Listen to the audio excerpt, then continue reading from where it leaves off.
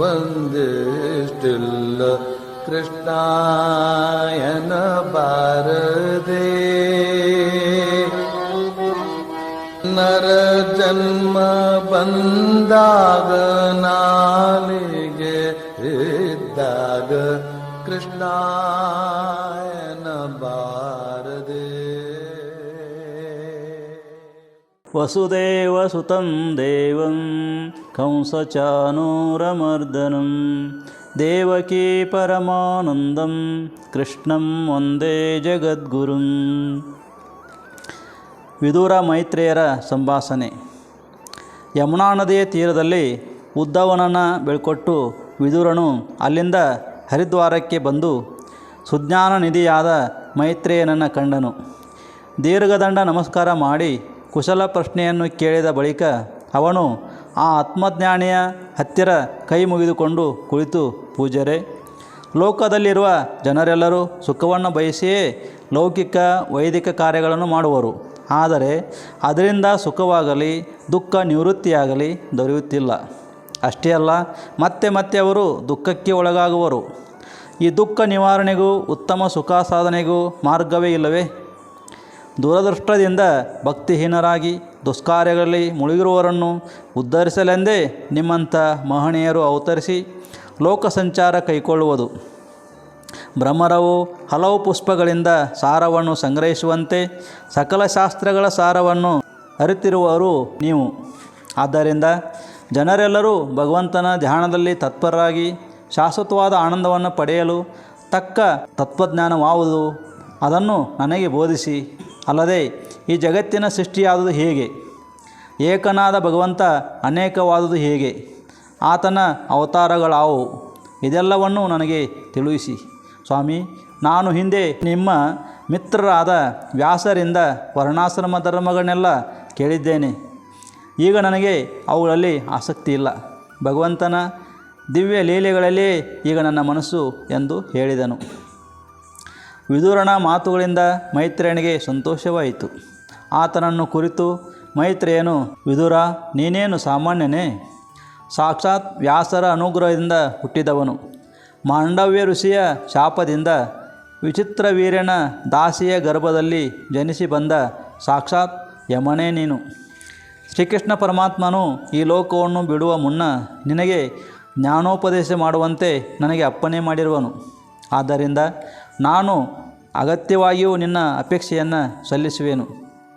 ನೋಡು, ಸೃಷ್ಟಿ ಸ್ಥಿತಿ ಲಯಗಳು ಭಗವಂತನ ಲೀಲೆ. ಸಕಲ ಜೀವರಿಗೂ ಆತ್ಮನಾಗಿರುವ ಆ ಪರಮಾತ್ಮನು ಜಗತ್ ಸೃಷ್ಟಿಗಿಂತಲೂ ಮುಂಚೆ ಅದ್ವಿತೀಯನಾಗಿ ಜ್ಞಾನರೂಪದಿಂದ ಬೆಳಗುತ್ತಿದ್ದನು.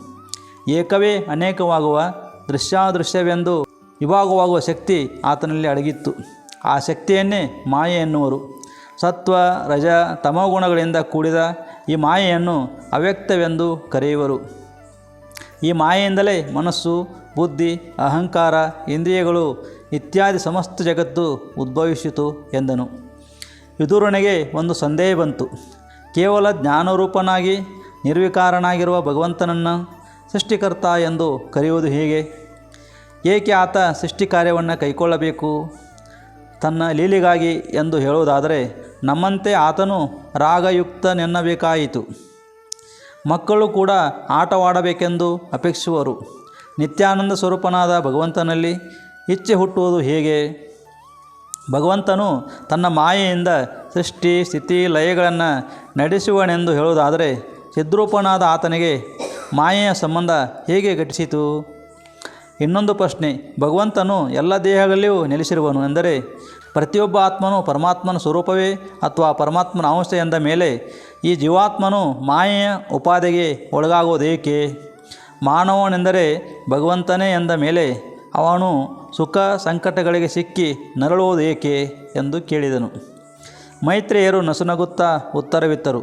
ಮಿತ್ರ, ಕನಸಿನಲ್ಲಿ ತಲೆ ಕತ್ತರಿಸಿ ಹೋದಂತೆ ಕಂಡ ಮಾತ್ರಕ್ಕೆ ತಲೆ ಕತ್ತರಿಸಿ ಹೋಗುವುದೇ? ಜಲದಲ್ಲಿ ಪ್ರತಿಬಿಂಬಿತವಾದ ಚಂದ್ರ ಅಲೆಗಳಿಂದ ಚಲಿಸಿದಂತೆ ಕಂಡು ಬಂದ ಮಾತ್ರಕ್ಕೆ ಚಂದ್ರ ಹಾಗೆ ಚಲಿಸಿದನೆಂದು ಅರ್ಥವೇ? ಹಾಗೆ ಜಡವಾದ ಈ ದೇಹದ ವಿಕಾರವನ್ನು ನೀನು ಜೀವನದಲ್ಲಿ ಆರೋಪಿಸುತ್ತಿರುವೆ. ಇದೇ ಅಜ್ಞಾನ, ಮಾಯೆ. ಭಗವಂತನ ಅನುಗ್ರಹದಿಂದಲೂ ಭಕ್ತಿಯೋಗದಿಂದಲೂ ಕ್ರಮೇಣ ಈ ಅಜ್ಞಾನ ತೊಲಗುವುದು.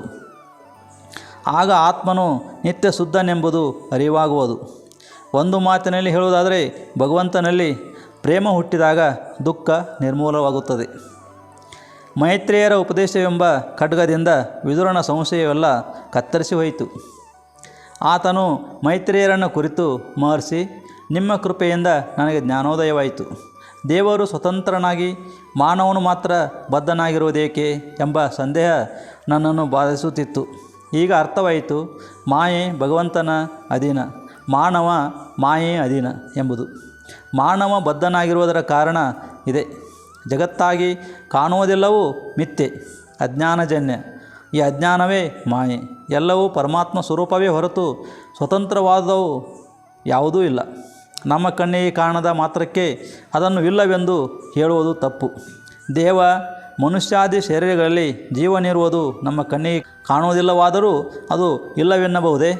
ಸ್ವಾಮಿ, ಲೋಕದಲ್ಲಿ ಇಬ್ಬರೇ ಸುಖಿಗಳು, ಕೇವಲ ಮೂಢ ಮತ್ತು ಕೇವಲ ಜ್ಞಾನಿ. ಸಂಪೂರ್ಣ ಜ್ಞಾನಿಯೂ ಅಲ್ಲ, ಪರಮ ಮೂಢನೂ ಅಲ್ಲದ ಮನುಷ್ಯ ಪರಮ ದುಃಖಿ. ಮೂಢನ ಅಜ್ಞತೆಯೇ ಅವನ ಸುಖಕ್ಕೆ ಕಾರಣವಾಗುತ್ತದೆ. ಜ್ಞಾನಿಗಳಿಗೆ ಸುಖದ ಗುಟ್ಟು ಗೊತ್ತಿದೆ. ಎರಡೂ ಇಲ್ಲದ ಸಂದೇಹ ಮನುಷ್ಯನವನಿಗೆ ನೆಮ್ಮದಿ ಎಂಬುದೇ ಇಲ್ಲ. ನಿಮ್ಮಂಥ ಮಹಾತ್ಮರ ಪಾದದರ್ಶನ, ಪಾದ ಸೇವೆಗಳಿಂದ ಮಾತ್ರವೇ ಭಗವಂತನಲ್ಲಿ ಭಕ್ತಿ ಪ್ರೇಮಗಳು ಉದಿಸಿ ಸುಖ ಶಾಂತಿಗಳು ದೊರೆಯುವುದು ಸಾಧ್ಯ ಎಂದು ಹೇಳಿ ಆತನಿಗೆ ಭಕ್ತಿಯಿಂದ ನಮಸ್ಕರಿಸಿದನು. ಸಾತ್ವಿಕನಾದ ವಿದುರನಿಗೆ ಜಗತ್ಸೃಷ್ಟಿಯ ಕಥೆಯನ್ನೆಲ್ಲ ಆದ್ಯಂತವಾಗಿ ಮೈತ್ರೇಯರಿಂದ ಕೇಳಬೇಕೆನಿಸಿತು.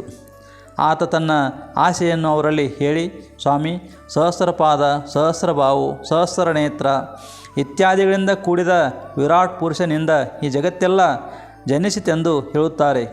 ಅದನ್ನು ನನಗೆ ಸಮಗ್ರವಾಗಿ ತಿಳಿಸಿ ಎಂದು ಬೇಡಿಕೊಂಡ. ವಿದುರನ ಆಸಕ್ತಿಗೆ ತಕ್ಕ ಉತ್ಸಾಹ ಮೈತ್ರೇಯರದು. ಅವರು ಹೇಳಿದರು, ಅಯ್ಯ ವಿದುರ, ಸೃಷ್ಟಿ ಎಂಬುದು ಅನಾದಿ. ನಾವಿರುವ ಈ ಸೃಷ್ಟಿ ಹಿಂದಿನ ಮತ್ತು ಮುಂದಿನ ಸೃಷ್ಟಿಗಳ ಸರಪಣಿಯಲ್ಲಿ ಒಂದು ಕೊಂಡಿ ಮಾತ್ರ. ಸಚ್ಚಿದಾನಂದ ಶಕ್ತಿ ವ್ಯಕ್ತ ಅವ್ಯಕ್ತಗಳಿಗೆ ಬದಲಾಯಿಸುತ್ತಿರುತ್ತದೆ. ವ್ಯಕ್ತವಾದಾಗ ಸೃಷ್ಟಿ, ಅವ್ಯಕ್ತವಾದಾಗ ಪ್ರಳಯ. ಪ್ರಳಯದಲ್ಲಿ ಜಗತ್ತೆಲ್ಲವೂ ನೀರಿನಲ್ಲಿ ಮುಳುಗಿ ಹೋಗಿರುವಾಗ ಪರಮಾತ್ಮನೊಬ್ಬನೇ ಶೇಷಶಾಯಿಯಾಗಿ ಆತ್ಮಾನಂದದಲ್ಲಿ ಇರುವನು. ಈ ಆನಂದ ಸ್ಥಿತಿಯಲ್ಲಿ ಎಷ್ಟೋ ಚತುರ್ಯುಗಗಳು ಕಳೆದು ಹೋಗುವು. ಆಗ ಆತನಿಗೆ ಕಾಲವೆಂಬ ತನ್ನ ಶಕ್ತಿಯ ಪ್ರಭಾವದಿಂದ ಜಗತ್ಸೃಷ್ಟಿಯ ಪ್ರಚೋದನೆಯಾಗುವುದು.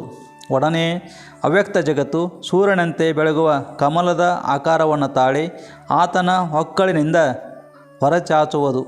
ಪರಮಾತ್ಮನು ಅದನ್ನು ಪ್ರವೇಶಿಸುವನು. ಆಗ ಸ್ವಯಂಭುವಾದ ಬ್ರಹ್ಮ ಉದಯಿಸುವನು. ಆ ಬ್ರಹ್ಮ ಕಮಲದ ಮಧ್ಯದಲ್ಲಿ ನಿಂತು 4 ದಿಕ್ಕುಗಳಿಗೂ ತನ್ನ ಕಣ್ಣನ್ನು ತಿರುಗಿಸುವನು.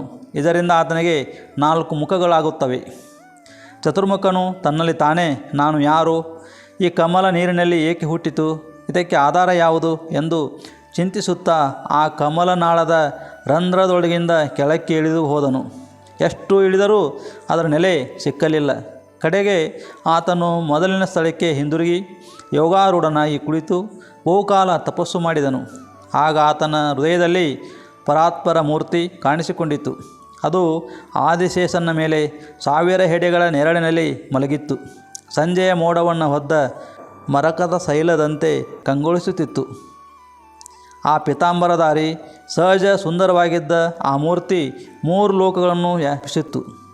ಮುಖದಲ್ಲಿ ಮುಗುಳ್ನಗೆ ಚೆಲ್ಲುತ್ತಿದ್ದ ಆ ದಿವ್ಯ ಮೂರ್ತಿಗೆ ಭಕ್ತಿಯಿಂದ ನಮಸ್ಕರಿಸಿದ ಚತುರ್ಮುಖನು, ಏ ಲೋಕೇಶ್ವರ, ನಿನ್ನ ದರ್ಶನದಿಂದ ನಾನು ಧನ್ಯನಾದೆ. ಆದ್ಯಂತ ರಹಿತನಾದ ನೀನೇ ನಿತ್ಯ ಸತ್ಯ ಆನಂದ. ನಿನಗಿದೋ ನನ್ನ ನಮಸ್ಕಾರ. ಅನಾದಿನಿಧನಾದ ನಿನ್ನನ್ನು ಶರಣು ಹೋಗಿದ್ದೇನೆ. ಪೂರ್ವಕಲ್ಪದಲ್ಲಿ ಇದ್ದಂತೆ ಮತ್ತೆ ಜಗತ್ತನ್ನು ಸೃಷ್ಟಿಸಬೇಕೆಂದಿರುವ ನನಗೆ ಜ್ಞಾನವನ್ನು ಕರುಣಿಸು ಎಂದು ಪ್ರಾರ್ಥಿಸಿದನು.